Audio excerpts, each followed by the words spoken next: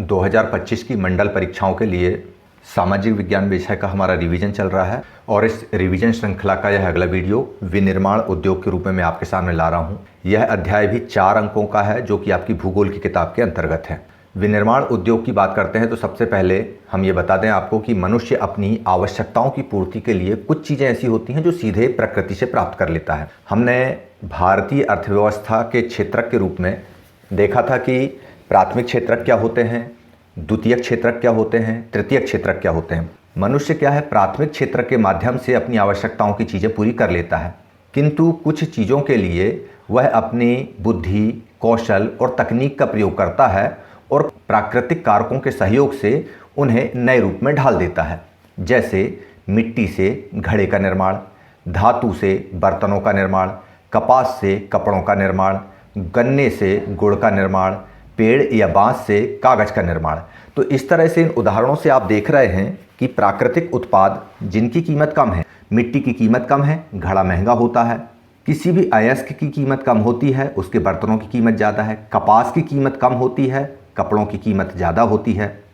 गन्ने की कीमत कम होती है, गुड़ महंगा बिकता है। अर्थात मनुष्य वस्तु निर्माण का जो काम करता है उसको कहते हैं उद्योग। अब आपकी परीक्षा में प्रश्न आता है कि विनिर्माण किसे कहते हैं, तो यहाँ पर स्पष्ट हो जाता है कि कच्चे पदार्थ को मूल्यवान उत्पाद में परिवर्तित करके अधिक मात्रा में जब किसी वस्तु का उत्पादन किया जाता है तो उसे ही विनिर्माण कहते हैं। विनिर्माण वाला यह जो चैप्टर है यह द्वितीयक क्षेत्रक के अंतर्गत आता है। द्वितीयक क्षेत्रक के बारे में हमने अर्थव्यवस्था में बहुत अच्छे से पढ़ा हुआ है।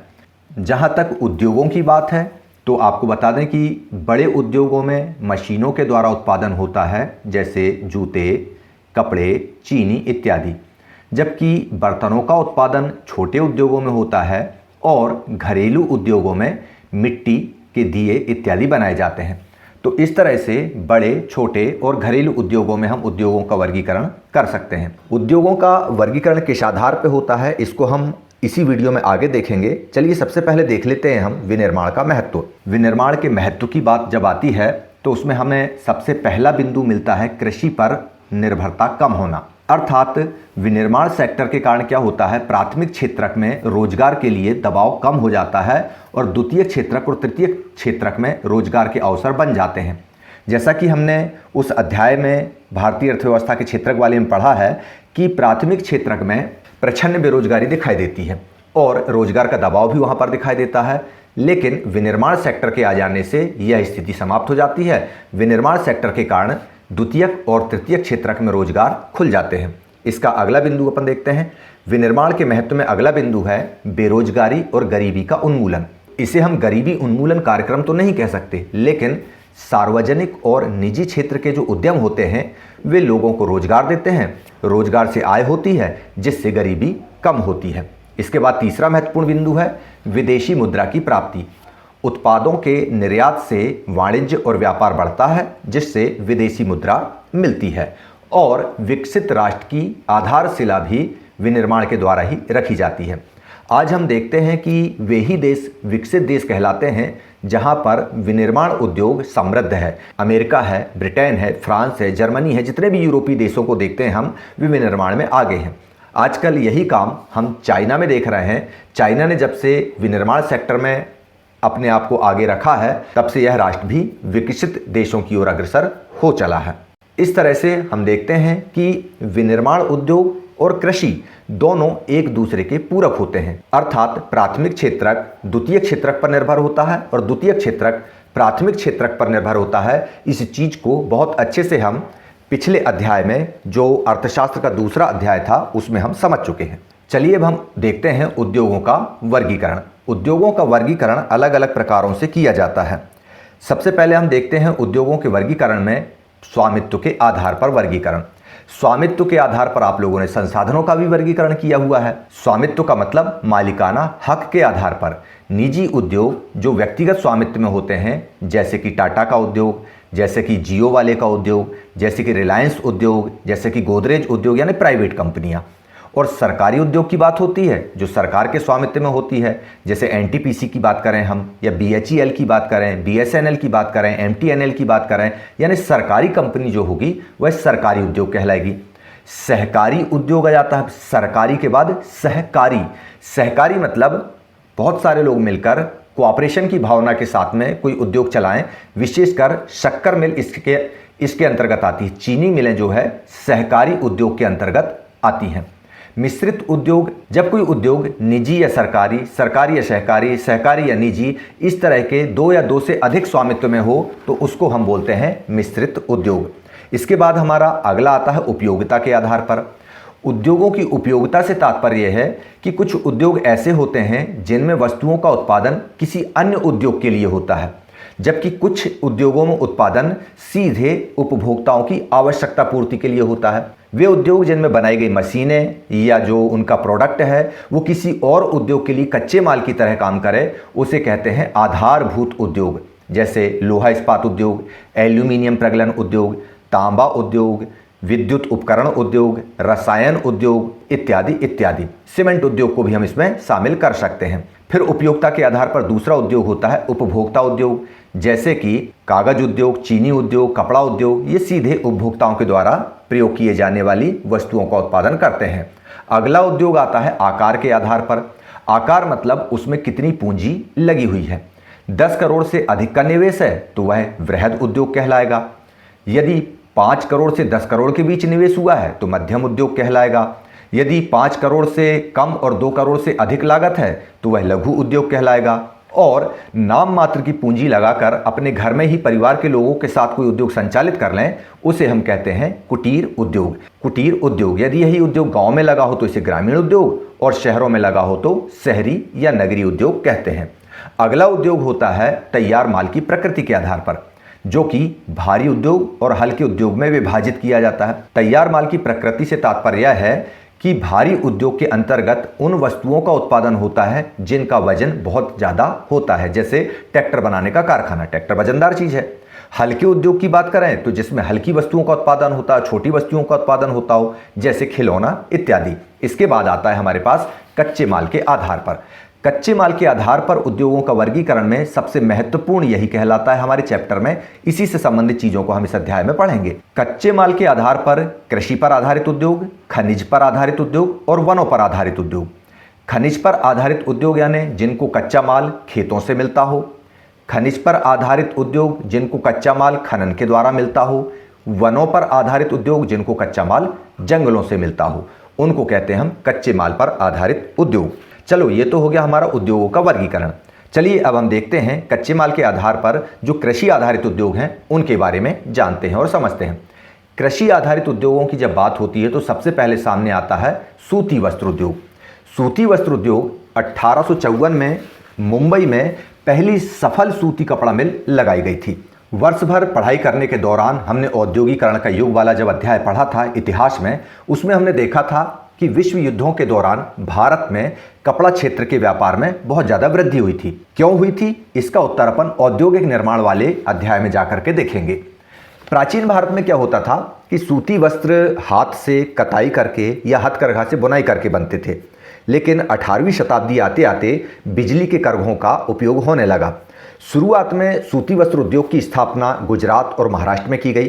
क्यों की गई? महाराष्ट्र और गुजरात में स्थापना का मुख्य कारण यह था कि यहाँ पर काली मिट्टी पाई जाती है। संसाधन और विकास वाले अध्याय में हमने बहुत अच्छे से पढ़ा है कि महाराष्ट्र, गुजरात, मध्य प्रदेश में कपास की उपलब्धता पर्याप्त है और बाजार की समीपता भी है, यानी यहाँ पर जो प्रोडक्ट बनता है कपड़ों का उसके लिए अंतर्राष्ट्रीय बाजार भी उपलब्ध है। पत्तन नज़दीक हैं, यहाँ पर आसानी से रत्नागिरी जिले के जो श्रमिक हैं, महाराष्ट्र की जो बॉम्बे मिल है वहाँ पर काम करने के लिए आसानी से उपलब्ध हो जाया करते थे। और यहाँ की जलवायु भी नमी युक्त होने के कारण कपास को खराब नहीं होने देती और अच्छे वस्त्रों का उत्पादन यहाँ पर हो जाया करता है। अच्छा, वस्त्र उद्योग से जुड़े हुए महत्वपूर्ण काम क्या होते हैं? स्टेपलिंग, कार्डिंग, फुलर, कलरिंग, ये सारे काम, ये भी वस्त्र उद्योग से जुड़े हुए महत्वपूर्ण दायित्व हैं। यही कारण है कि इस उद्योग को परिपूर्ण और आत्मनिर्भर उद्योग कहा जाता है। वस्त्र उद्योग में होता क्या है कि हर स्टेप में जो प्रोडक्ट बनता है वो अगले स्टेप के प्रोडक्ट के लिए कच्चे माल की तरह काम में लाया जा सकता है। यही कारण है कि इस उद्योग को परिपूर्ण और आत्मनिर्भर उद्योग कहा जाता है। इस उद्योग के माध्यम से जो कलरिंग इंडस्ट्री है उसको, पैकेजिंग मटेरियल की इंडस्ट्री है उसको, इंजीनियरिंग उद्योग है उसको भी रोजगार की उपलब्धता होती है और इन उद्योगों का विकास होता है। आपको मालूम है कि कताई और बुनाई की पहली मिल चेन्नई में स्थापित की गई थी। भले ही महाराष्ट्र, गुजरात और तमिलनाडु में कताई का कार्य होता हो, लेकिन सूती, रेशम, जरी, कशीदाकारी इत्यादि के बुनाई के कार्यों को डिजाइन देने के लिए भारत के अलग अलग क्षेत्रों में इनकी इंडस्ट्री स्थापित की गई है। भारत में बुनाई की तुलना में कताई का काम वर्ल्ड लेवल का होता है। महात्मा गांधी ने भी सूत कातने और खादी बनाने पर जोर दिया था। उसका मुख्य कारण यह था कि गांधी जी ये चाहते थे लोगों को स्वरोजगार मिले, वे स्वावलंबी हों और वे वोकल फॉर लोकल का जो कॉन्सेप्ट था उसको लेकर के चलते थे। यही कारण है कि विद्युत करघों पर हथकरघों को वरीयता देने की बात अक्सर कही जाती है। इसके बाद दूसरा उद्योग आता है पटसन उद्योग। आपको फिर याद आ रहा होगा कि पटसन जो है पश्चिम बंगाल के हुगली नदी के तट पर मिलता है। पटसन का उत्पादन सामान्य तौर पर डेल्टाई क्षेत्रों में होता है और संसार का सबसे बड़ा डेल्टा सुंदरवन डेल्टा है, तो निश्चित रूप से यहाँ का पटसन का उद्योग समृद्ध होगा ही। हमने भूमंडलीकृत विश्व के बनने वाले अध्याय में पढ़ा है कि बंगाल के जो कृषक थे जो पटसन के लिए उत्पादन करते थे और 1930 की जब आर्थिक महामंदी आई थी तब वे लोग बहुत ज़्यादा परेशान हो गए थे। हालांकि देश की आज़ादी के बाद भारत की लगभग 75% जो पटसन की खेती थी, जो पटसन का व्यापार था, वह पूर्वी पाकिस्तान अर्थात वर्तमान बांग्लादेश में चला गया।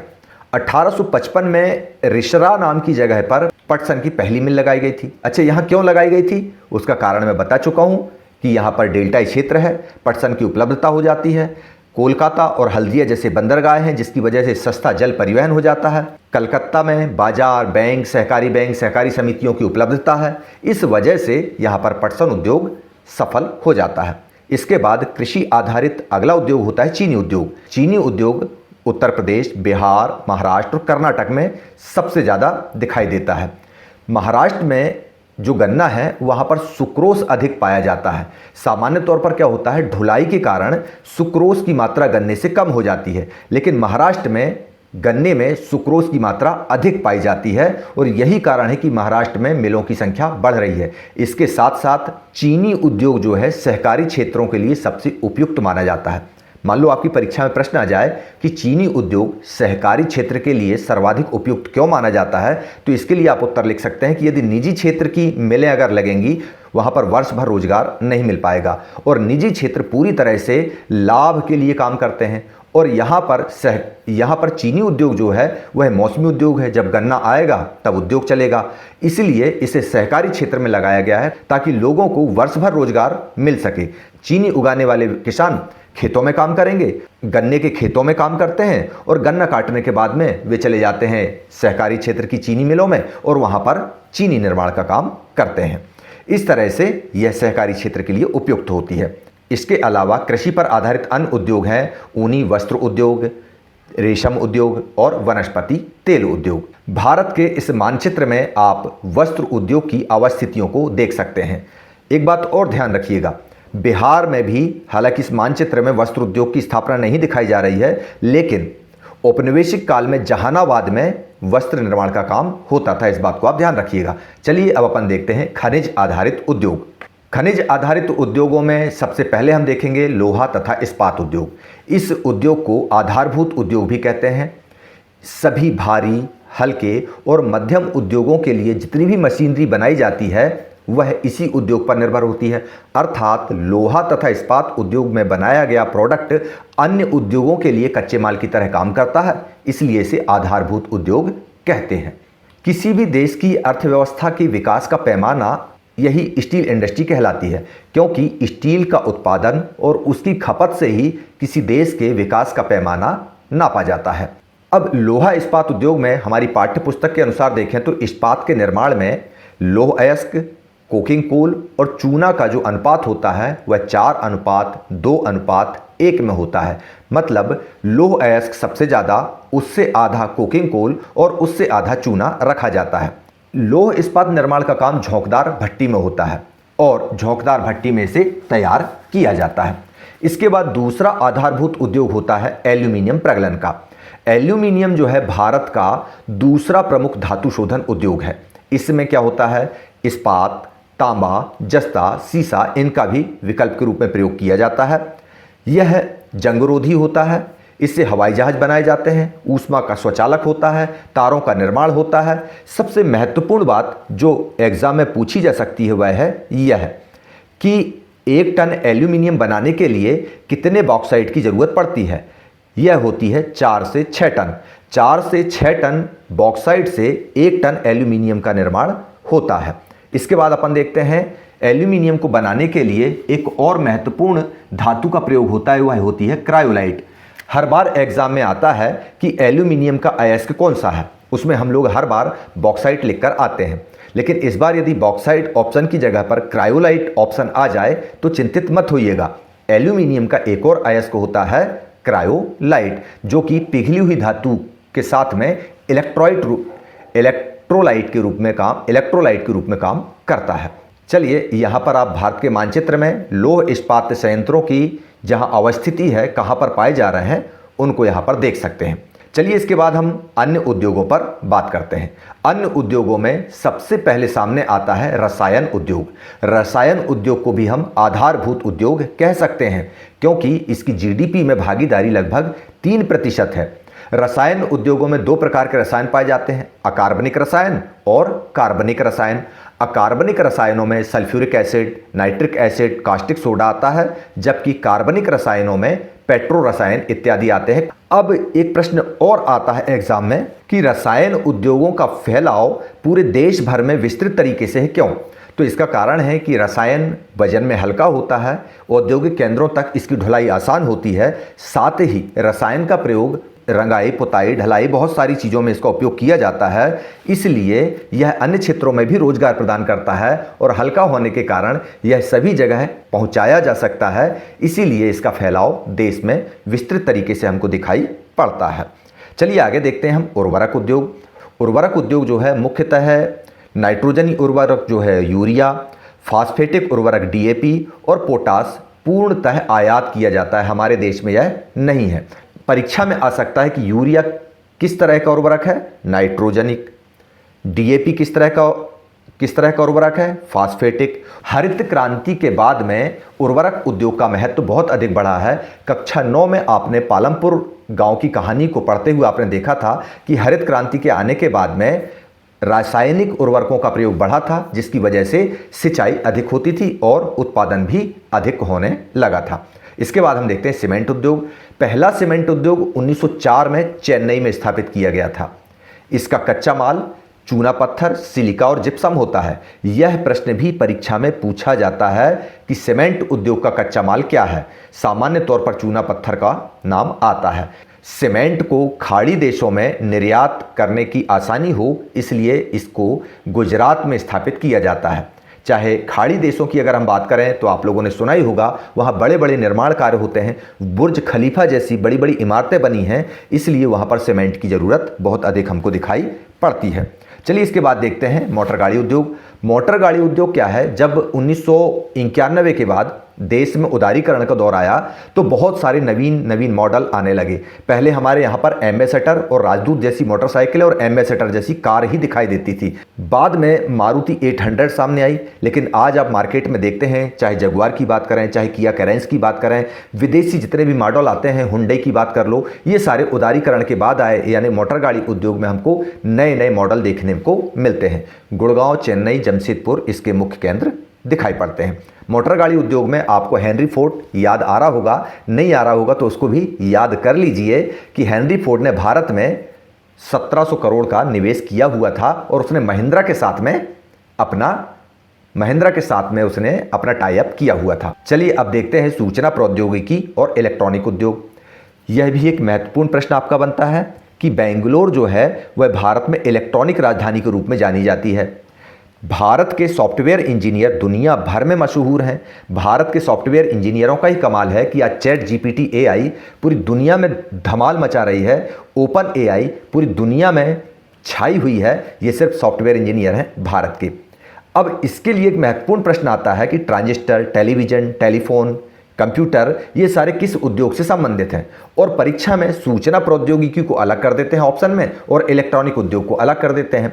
तो इसका सही उत्तर तो है इलेक्ट्रॉनिक उद्योग, क्योंकि उनका प्रोडक्शन होता है इलेक्ट्रॉनिक उद्योग में और इनका उपयोग होता है सूचना प्रौद्योगिकी उद्योग में। हालांकि इस तरह के कंफ्यूजिंग प्रश्न में आपको बोनस अंक मिलने की संभावना बढ़ जाती है। चलिए अब एक सवाल आपके सामने आता है कि क्या आपको पता है कि एनटीपीसी भारत में बिजली प्रदान करने वाला एक प्रमुख निगम है। परीक्षा में प्रश्न भी आ सकता है कि भारत में बिजली प्रदान करने वाला सबसे महत्वपूर्ण कॉरपोरेशन कौन सा है, तो आप बिल्कुल बेझिझक उत्तर लिखिएगा एनटीपीसी। चलिए अब अपन बात करते हैं, इतने सारे उद्योग चला रहे हैं हम, जब उद्योग चलेंगे तो प्रदूषण भी होगा। प्रदूषण की बात करते हैं कि प्रदूषण और पर्यावरण निम्नीकरण में कौन कौन सी चीज़ें सामने आती हैं। सबसे पहले आता है वायु प्रदूषण। वायु प्रदूषण के कारण आप लोग जानते हैं कारखानों से निकला हुआ धुआं, और यह प्रदूषण सबसे ज़्यादा कपड़ा उद्योग, रासायनिक उद्योग, धातु उद्योग, चीनी उद्योग, इनसे होता है। इससे वातावरण में कार्बन डाइऑक्साइड ज़्यादा फैल जाती है और ग्लोबलाइजेशन का खतरा बढ़ जाता है। दूसरा प्रदूषण जल प्रदूषण के रूप में सामने आता है, जिसका मुख्य कारण क्या होता है, जल में अवांछित औद्योगिक तत्वों का मिश्रण हो जाता है। सामान्य तौर पर कागज, लुगदी, रसायन, वस्त्र, रंगाई, तेल शोधन, चमड़ा उद्योग, यहाँ से इस प्रदूषण को ज़्यादा बल मिलता है और इससे हमारे प्राकृतिक जल स्रोत जो है वह संकट में पड़ जाते हैं और इसका प्रभाव मनुष्य और प्राणियों पर भी पड़ता है और आखिरी में जाकर ये सागर और महासागरों को भी गंदा कर देते हैं। अगला प्रदूषण आता है तापीय प्रदूषण। यह महत्वपूर्ण प्रदूषण है और यह परीक्षा में भी आ सकता है।